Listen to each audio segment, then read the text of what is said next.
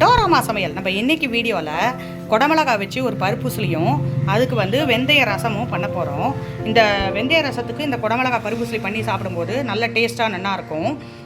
இந்த குடமிளகாய் பருப்புசிலிக்கு நான் இங்கே என்ன பண்ணியிருக்கேன், குழிக்கரண்டியில் ஒரு குழிக்கரண்டி அளவுக்கு துவரம் பருப்பும் ஒரு குழிக்கரண்டி அளவுக்கு கடலைப்பருப்பும் ஊற வச்சுருக்கேன். 1/2 அன் ஹவர். 6 மிளகாய் எடுத்துகிட்ருக்கேன், உங்கள் காரத்துக்கு ஏற்ப எடுத்துக்கோங்க. இங்கே பொடி பொடியாக குடமிளகாவை கட் பண்ணி வச்சுருக்கேன், க்ளீன் பண்ணி வாஷ் பண்ணி. இங்கே வெந்தய ரசம் ஃபஸ்ட்டு பண்ண போகிறோம். அதுக்கு எலுமிச்சம்பழம் சைஸுக்கு புளியை கரைச்சி இந்த மாதிரி அடுப்பில் கொதிக்க வச்சுருக்கேன். இதில் பெருங்காயமும் சேர்த்துக்கிறேன் வாசனைக்கு. இப்போ இந்த வெந்தய ரசத்துக்கு தேவையான சாமான்கள் என்ன, எப்படி அரைச்சிக்கணுன்றதை சொல்கிறேன் நான். இந்த புளி தண்ணி கொதிக்கட்டும், நல்லா கொதி வரணும். அந்த கேப்பில் நம்ம வெந்தய ரசத்துக்கு அரைச்சிக்கலாம். இப்போ 1 டீஸ்பூன் அளவுக்கு துவரம் பருப்பும் 1 மிளகாய் வத்தல், ஒரு 1/4 டீஸ்பூன் வெந்தயம், 1/4 டீஸ்பூன் மிளகு எடுத்துட்டுருக்கேன். அதுக்கு மேலே எடுத்துக்காதீங்க. இந்த வெந்தய ரசத்துக்கு இது கூடவே நம்ம தேங்காய் 1 டேபிள் ஸ்பூன் போட்டு அரைச்சி எடுத்துன்னு வர போகிறேன். நான் தேங்காய் வச்சுட்டுருக்கேன். 1 டேபிள் ஸ்பூனுக்கு மேலே தேங்காய் போட்டுக்க வேண்டாம். இப்போ ஒரு கடாயில் ஒரே ஒரு ட்ராப் எண்ணெய் விட்டுருக்கேன். அதில் 1/4 டீஸ்பூன் வெந்தயம், 1/4 டீஸ்பூன் மிளகு, இதை லைட்டாக வறுத்து எடுத்துக்க போகிறோம். இது கூடவே நம்ம துவரம் பருப்பு மிளகாய் வத்தலும் சேர்த்து வறுத்துக்க போகிறோம். அதையும் சேர்த்துக்கிறேன்.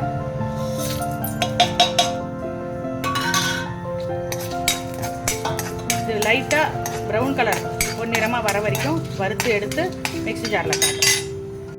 இப்போது இந்த மாதிரி ஒரு டீஸ்பூன் துவரம் பருப்பு, மிளகு, அதுலேயே வெந்தயம் எல்லாம் அரைச்சிட்டோம். தேங்காவும் 1 டேபிள் ஸ்பூன் எடுத்துட்டுருக்கேன். இதை நல்லா தண்ணி விட்டு நைஸாக அரைச்சி கொண்டு வந்து காட்டுறேன். இங்கே அதுக்குள்ளே புளி தண்ணியும் கொதிச்சிடுது. சூப்பராக இந்த புளி தண்ணி கொதிச்சிடுது. இதில் அரைச்சின்னு வந்த விழுதை சேர்த்துக்க போகிறோம். உங்களுக்கு எவ்வளோ தண்ணி வேணுமோ விட்டு கரைச்சிக்கலாம். ஆனால் புளிப்புக்கு தகுந்த காரமும் இருக்கணும், பார்த்து பண்ணிக்கோங்க. இப்போ நல்லா ஒரு கொதி வரட்டும். நுரைச்சி வரும்போதே நம்ம இதை அடுப்பை ஆஃப் பண்ணிடலாம். பச்சை வாசனை போக கொதிக்கட்டும். இதில் மஞ்சத்தூளும் ஒரு 1/4 டீஸ்பூன் சேர்த்து கலந்து விட்டுக்க போகிறோம். இது நல்லா பச்சை வாசனை போக நுரைச்சி வந்தாலே போதும். ரசத்துக்கு தேவையான அளவு உப்பையும் சேர்த்துட்டு கலந்து விட்டுக்கோங்க.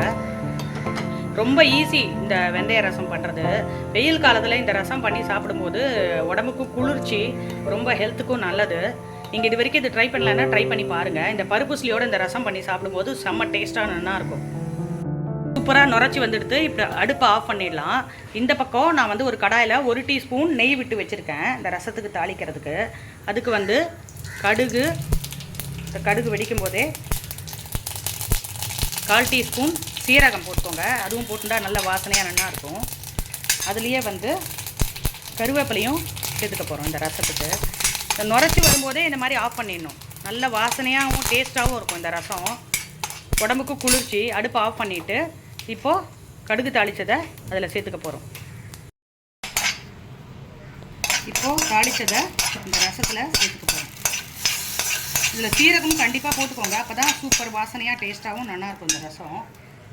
இதுலேயே நம்ம கொத்தமல்லி தழையும் துண்டுகளாக வச்சுருக்கேன், அதையும் இதில் சேர்த்துக்க போகிறோம்.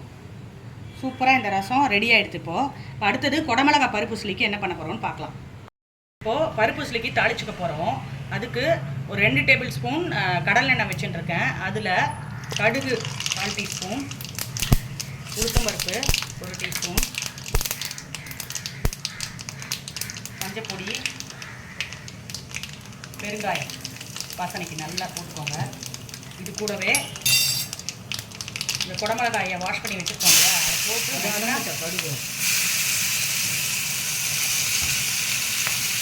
வதக்கி எடுத்துகிட்டு போகிறோம். இதுக்கு தேவையான அளவு, இந்த காய்க்கு தேவையான அளவு உப்பை மட்டும் இப்போ நான் சேர்த்துக்கிறேன். உசிலிக்கு தனியாக சேர்த்துக்கலாம். இந்த அளவுக்கு போடுறேன்.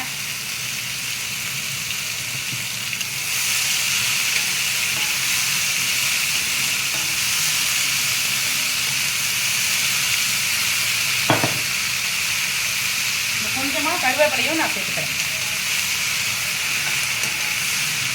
ஸோ மஞ்சப்பொடி, பெருங்காயம், உப்பு எல்லாம் போட்டாச்சு. இந்த காய் நல்லா வதங்கட்டும் சிம்மலையே. இது வதங்குற கேப்புக்குள்ளே நம்ம இங்கே ஊற வச்சுருக்கோம் இல்லையா உசிலிக்கு, அதை நம்ம அரைச்சி எடுத்துன்னு வர போகிறோம். நல்லா குறக்குறன்னு அரைச்சிக்கோங்க. அரைச்சி எடுத்துன்னு வந்து காட்டுறேன்.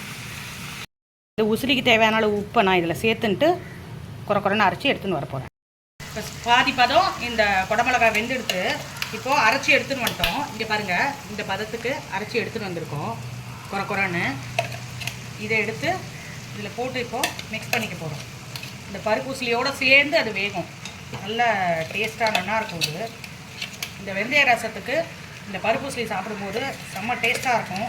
நெய் சாதத்தில் வந்து இந்த ரசத்தை விட்டுட்டு சாப்பிட்லாம். இல்லைன்னா நெய் சாதத்தில் இந்த பருப்பூசலியை போட்டு சாப்பிடும்போது சூப்பராக இருக்கும். இது இந்த குடமிளகா வாசனைக்கும் வெந்தய ரசம் வாசனைக்கும் செம்ம டேஸ்ட்டாக இருக்கும். இதை நல்லா மிக்ஸ் பண்ணி விட்டுக்க போகிறோம். மிக்ஸ் பண்ணிவிட்டு காட்டுறேன். இப்போ இந்த உசிலி நல்லா மிக்ஸ் பண்ணி வச்சுருக்கேன். இதை சிம்லேயே வந்து 10 மினிட்ஸ்க்கு மூடி போட்டு இந்த மாதிரி வேயுங்க. அதுவே நல்லா மொறுன்னு சூப்பராக வந்துடும் அந்த உசிலிக்கு. இப்போ 10 மினிட்ஸ் ஆகிடுது. இப்போ பருப்பு உசிலி எப்படி ரெடி ஆகிடுதுன்னு நம்ம பார்க்கலாம். சூப்பராக இங்கே பாருங்கள், நல்ல ப்ரௌன் கலர் வந்துடுதுல்ல, மொறுன்னு இந்த மாதிரி சூப்பராக ரெடி ஆகிடுது. இதை நம்ம வந்து வேறு ஒரு பாத்திரத்தில் எடுத்து வச்சுக்க போகிறோம். இது மாதிரி இந்த வெந்தய ரசத்தை அடிக்கடி நீங்கள் சமையலில் சேர்த்துக்கோங்க. வெயில் காலத்தில் சாப்பிடும்போது இது வந்து உடம்புக்கு குளுமை, ரொம்ப நல்லது. இது அது கூட இந்த மாதிரி குடமிளகாவை பருப்புசலி பண்ணி சாப்பிடும்போது செம்ம டேஸ்ட்டாக நல்லாயிருக்கும்.